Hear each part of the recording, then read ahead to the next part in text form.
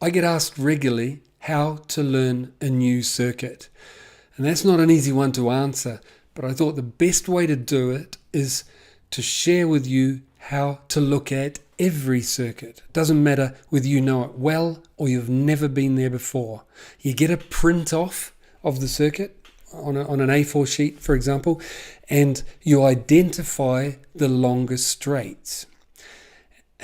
Motorcycles win the most amount of time on the straight because, and I don't mean straight meaning the bike's up straight up and down or you're going in a straight line. I mean anywhere that full throttle or full braking effort is possible.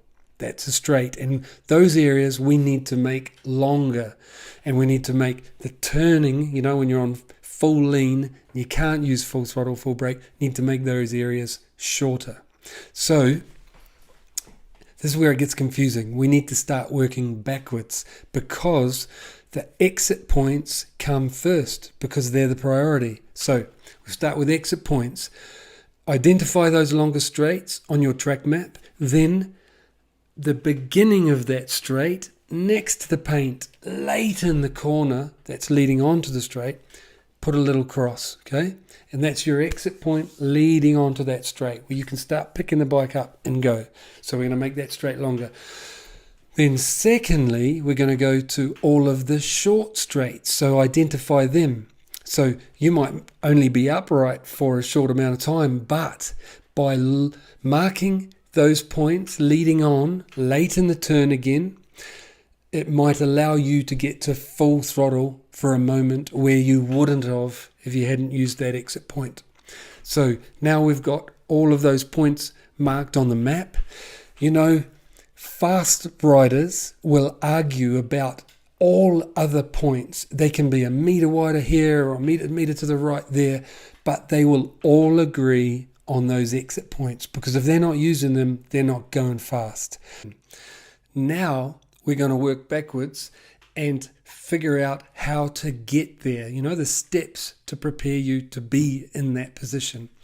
And the first one I'd like to start with is if you're going to be in that position right next to the paint late in the turn, you don't want to be right next to the paint on the inside early to mid-turn, because what that does will make you struggle to be there late in the turn, because if you're going quick, it's going to throw you wide on the exit, which means more lean angle, which means you can't open the throttle. So where do you want to be? I would say somewhere, depends on the corner, but somewhere between 1 meter and 2, out from the paint in the middle. And what does that allow? You to go in even harder, because if you don't need to be on the inside in the middle, you want to be out a little bit, that gives you a little bit more leeway to push even harder on the entry, and then come back for the exit. I know some of you out there right now will be going, but I was told slow in, fast out. I've got to confirm to you, it's a load of rubbish.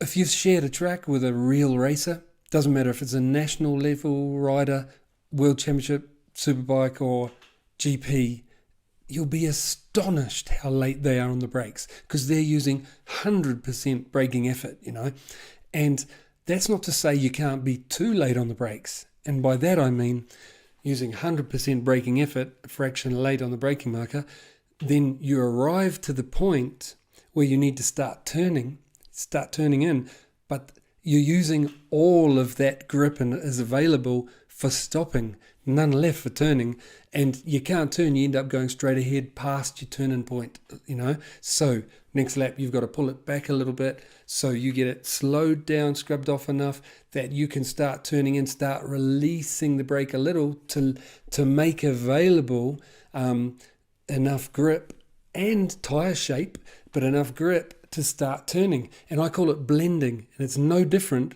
than the exit. When you're at full lean, you can't throttle, but as it comes up, you can come on more. It's exactly the same. So braking, scrubbing off that speed, you get to your turning point, you start turning in, it can handle about half lean, but to turn more than that, you've got to start coming off the brake to give grip and tyre shape available to start turning. So coming off. Then by the time you're at full lean, like really trying to make it turn in the middle there, you're either completely off the brake or you've only got a fraction. You don't want to use too much, it'll fold. So then it's turning back.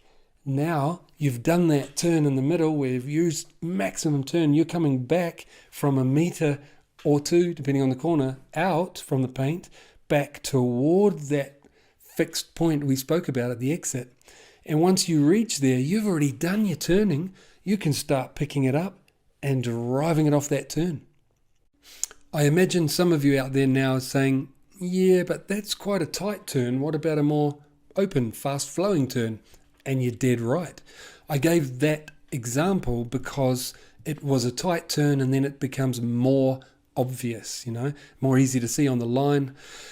So as it becomes more an open turn and more fast-flowing, it gets less and less obvious, especially on the line.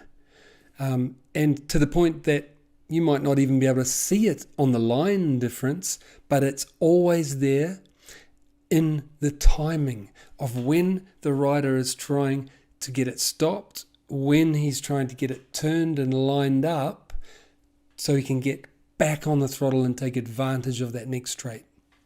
Now we're going to take another step backwards and talk about angle of entry into the corners, then finish up by speaking about the straights, how to look at them, what you should be thinking about while you're on those straights. I learned how important the angle of entry is the hard way. I was a young racer against a more experienced rider and it was going well. Lap times were the same.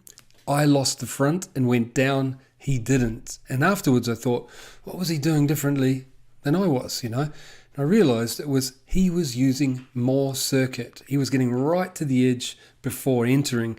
And it was the first time I realised what it does and how important it is. So by getting all the way to the right before he entered a left, he was taking away work from the front tyre, And it doesn't matter if you're going slower, but when you're going fast and you're using all the grip, the more grip you free up, the better. So let's put it another way to make sure you understand. The tighter, the more you get away from the edge of the track, the tighter you enter, the more grip you need to both slow that machine down and get it turned, The same is true the other way. And a lot of riders I work with, I realise they're, say, often 2 feet or a metre away from the edge of the circuit, thinking they're being safer, but actually it's safer to use all of it and get right next to the grass before you head in there. I'll explain it one more time, a different way, just to make sure we're on the same page. So, 2 extremes. Say you're a couple of meters from the edge of the track and you're braking more in a straight line. Then as you get closer to the corner, you've got to both change the direction of you and that motorcycle and you're still on the brake and you're trying to turn as well, And that's the moment the front wants to let go. So to take away work from there and move it back there, what we do is get right to the edge of the circuit, so open up that angle of entry. Then when you're on the brake, then choose your right moment to turn in towards the corner. You're still on the brake, and now you're on a better angle of entry. You've done part of the job back there, and you've got less to do coming up because of the angle of the bike, and all you have to do is choose when the right moment is to start blending in, like letting go that brake and adding more lean.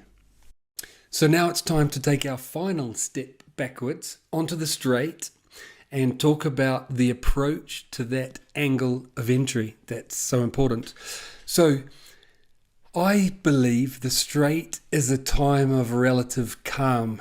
Yeah, the bikes are fast and you need to focus on the gear change and milking everything out of that engine, but you should force yourself to think about where to position that bike for the best angle of entry to the upcoming corner. Because if you stay in the middle of that straight and get towards the end of it, hit the brake, and if it's a left-hander still, if you need to turn right to get to the edge of the track to get the best angle of entry, you're adding work to that front tyre, because it's going to have to change the direction of you and the motorcycle even to start braking towards the corner. So you need to force yourself to think, where shall I position the bike to make the easiest angle of entry into the next corner? And it's relatively easy when it's a long straight, but the real work starts on the short straights. Let me explain. It's one of the most common things I see on circuit, that say a left-hander into a right short straight, that the rider focuses so much on the exit of the left without fighting the bike to be back on the left for the entry of the right, that they get that good drive they want, but find themselves so far on the right that the angle of entry is destroyed. They've created so much more work for that front tyre that they lose everything they've gained from the exit on the entry to the right. So in the end, a left and a right is always a compromise, and how much of a compromise line-wise depends on how long the straight is out of that next right. Because if it's a long straight, don't worry about the exit on the left. Focus on the line to get back, to get the angle of entry, to milk everything out of that next straight. The Motovudu rule I want to leave you thinking about at the end of this episode is, whenever you're on full throttle, think about where to position the bike for the best angle of entry for the upcoming corner.